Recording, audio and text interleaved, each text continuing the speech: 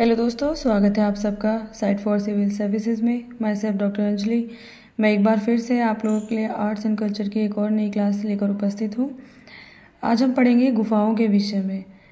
इन गुफाओं का निर्माण कार्य गुप्त पीरियड से शुरू होता है। जो ये प्रमुख गुफाएं मैं आपको बताने वाली हूँ, इनके बारे में पढ़ेंगे। और गुप्त पीरियड जो है, मतलब गुप्त काल जो है, उसके साथ साथ और भी जो गुफाएं कुछ राजाओं ने बनवाई है उसका भी अध्ययन करेंगे। तो चलिए शुरू करते हैं। 4वीं शताब्दी ईस्वी में गुप्त साम्राज्य के आविर्भाव को बहुधा भारत का स्वर्णिम युग कहा जाता है। ये आप सब जानते होंगे कि गुप्त काल को स्वर्ण युग कहा जाता है भारत का। प्रश्न 2-3 तरह से बनता है।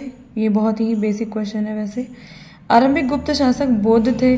उन्होंने बौद्ध वास्तुकला की परंपरा को जारी रखा था, लेकिन मंदिरों की वास्तुकला उत्तरवर्ती गुप्त काल में हिंदू शासकों के संरक्षण में प्रसिद्ध हुई। आरंभिक गुप्त शासक का अर्थ है जो बिल्कुल शुरुआत में गुप्त शासक हुए थे, और उत्तरवर्ती का अर्थ है जो बाद के गुप्त शासक है। तो ये हिंदू शासकों के संरक्षण में गुप्त काल में वास्तुकला प्रसिद्ध हुई।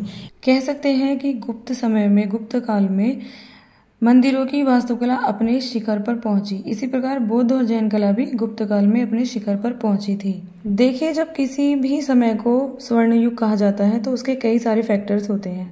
पहली चीज है कि उसमें धर्म को लेकर सहिष्णुता होती है।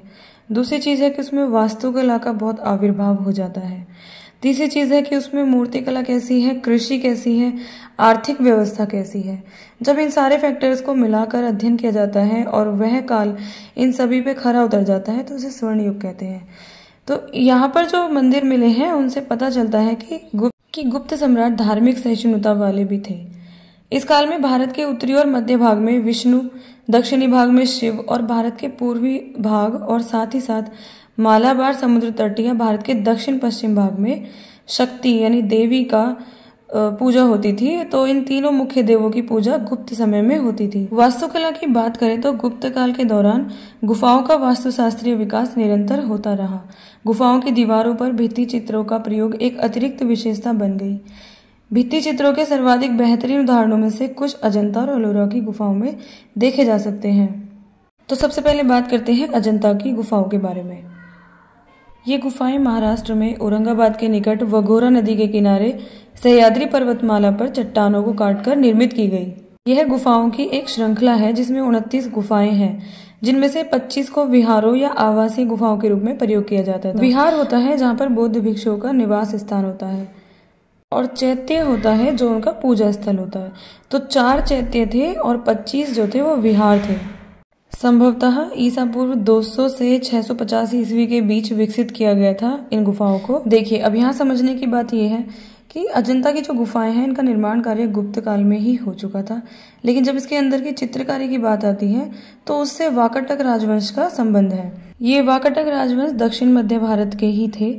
संरक्षण में इन्होंने अपने में बहुत सारे चित्र बनवाए हैं। इन राजाओं में हरिसेन जो थे वो प्रमुख राजा थे। इन गुफाओं में बनाए गए चित्रों को फ्रेस्को चित्रकारी कहा जाता है। ये प्रश्न बहुत आता है कि जो अजंता की गुफाओं में चित्रकारी है उसे क्या कहते हैं। उसे फ्रेस्को चित्रकारी कहते हैं।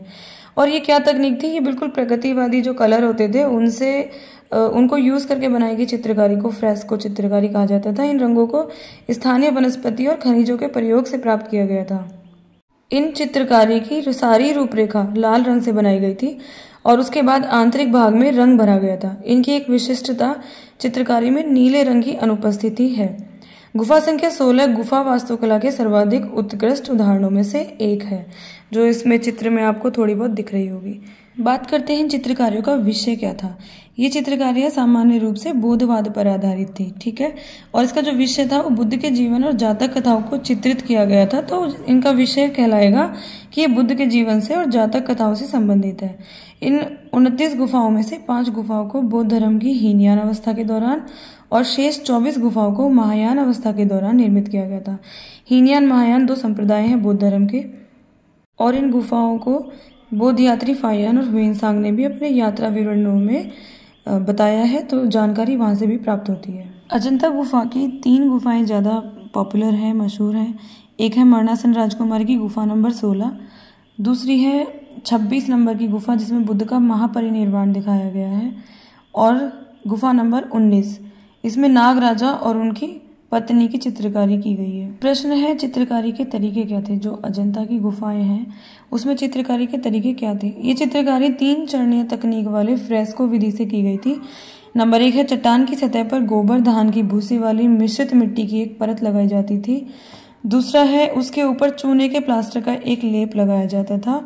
और तीसरा तरीका है उसके बाद नम सतह पर रंगों और रंजकों का प्रयोग किया जाता था। रंजक रिस कर भीतर चले जाते थे और चट्टान की सतह पर दीर्घ स्थायी चित्र का निर्माण करते थे।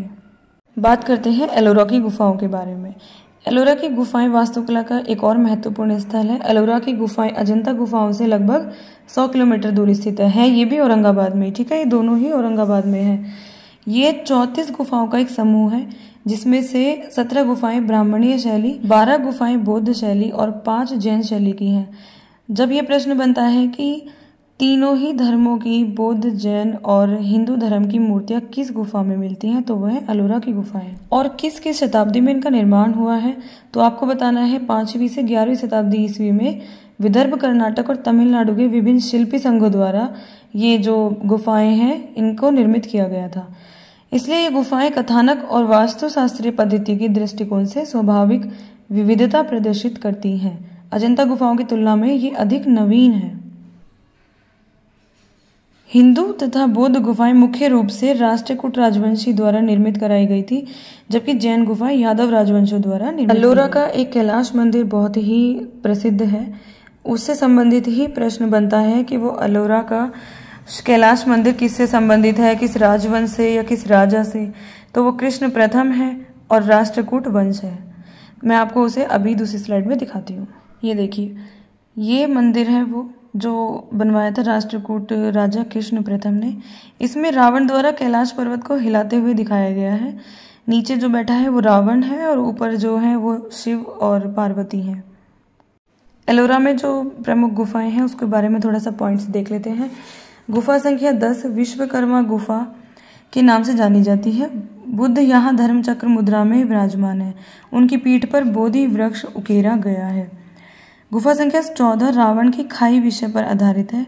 गुफा संख्या 15 दशावतार मंदिर है। गुफा संख्या 16 कैलाश मंदिर है जो भगवान शिव को समर्पित है। उसे राष्ट्रकूट राजा कृष्ण प्रथम के संरक्षण में निर्मित किया गया था।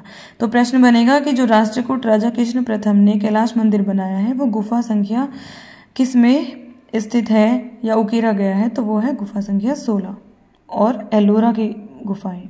गुफा 29 को धूमर लेना के नाम से जाना जाता है और गुफा 21 में रामेश्वरम मंदिर है।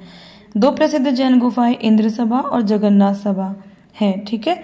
अलग से भी पूछा जा सकता है कि इंद्र सभा या जगन्नाथ सभा जो जैन गुफाएं हैं वो कौन कौन सी है, तो 32 और 33। अब देख लेते हैं बाघ की गुफाएं। यह मध्य प्रदेश में बाघिनी नदी के तट पर स्थित है। यह 5वीं और 6ठी शताब्दी में निर्मित की गई। प्रश्न बनेगा कि बाघ की गुफाओं का निर्माण किस शताब्दी में हुआ, तो याद रखना 5वीं और 6ठी शताब्दी में। 9 बौद्ध गुफाओं का यह एक समूह है। कितनी गुफाओं का? 9 बौद्ध गुफाओं का। यह वास्तुशास्त्रीय रूप से अजंता की गुफाओं के समान ही है। यहाँ की सबसे महत्वपूर्ण गुफा है रंग महल, ठीक है। बाघ गुफाओं में पेंटिंग आध्यात्मवादी के बजाय भौतिकवादी है। ये बहुत बड़ा अंतर है कि यहाँ पर भौतिकवादी पेंटिंग्स बनी हुई है। और कहाँ पे है ये? मध्य प्रदेश में बाघिनी नदी के तट पर। जूनागढ़ की गुफाएं, ये गुजरात के जूनागढ़ में स्थित बौद्ध धर्म की गुफाएं हैं। असल में यहाँ गुफाएं नहीं हैं, लेकिन 3 भिन्न प्रकार के स्थल पाए जाते हैं, जैसे खपरा कोडिया, बाबा प्यारे और ऊपरकोट। जूनागढ़ गुफाओं की एक अद्वितीय विशेषता प्रार्थना स्थल के सामने 30-35 फुट ऊंचे नगर की दुर्ग की उपस्थिति है, ठीक है। 30-35 फुट ऊंचे नगर दुर्ग की उपस्थिति, जिसे ऊपरकोट के नाम से जाना जाता है। तो याद रखिएगा ऊपरकोट कहाँ पर है? जूनागढ़ की गुफाओं में। और इसके नाम से ही पता चलता है कि ऊपरकोट नाम है तो यानी वो ऊंचाई की स्थिति पर है, इसलिए उसका ये नाम रखा गया है। अब आ रही है मंडपेश्वर की गुफाएं। ये गुफाएं मुंबई के निकट बोरीवली में स्थित है। इन्हें मोंटपेरियर गुफाओं के नाम से भी जाना जाता है। प्रश्न देखिए बन गया है, मोंटपेरियर गुफाओं के नाम से किसे जाना जाता है? मंडपेश्वर की गुफाएं। इन्हें भी परवर्ती गुप्त काल में ब्राह्मण गुफा के रूप में विकसित किया गया था। हालांकि बाद में इसे ईसाई गुफा में परिवर्तित कर दिया गया। इस स्थल के अवशेषों में नटराज, सदाशिव और अर्धनारीश्वर की मूर्तियां सम्मिलित है, यानी ये भगवान शिव को ही समर्पित है। चर्च और उसका समाधि क्षेत्र गुफा के पूर्ववर्ती भाग के ऊपर स्थित है। तो एक और प्रश्न बन गया है कि जहाँ पर शिव की मूर्तियाँ हैं या शिव को समर्पित मंदिर है महामंडलेश्वर, वो बाद में ईसाई धर्म में या ईसाई गुफा में परिवर्तित कर लिया जाता है। अब बात करते हैं उदयगिरी की गुफाओं के बारे में। पहले मैंने ये आपको उदयगिरी उड़ीसा वाली पढ़ाई थी, अब ये एमपी की जो उदयगिरी की गुफाएं हैं उसके विषय में है।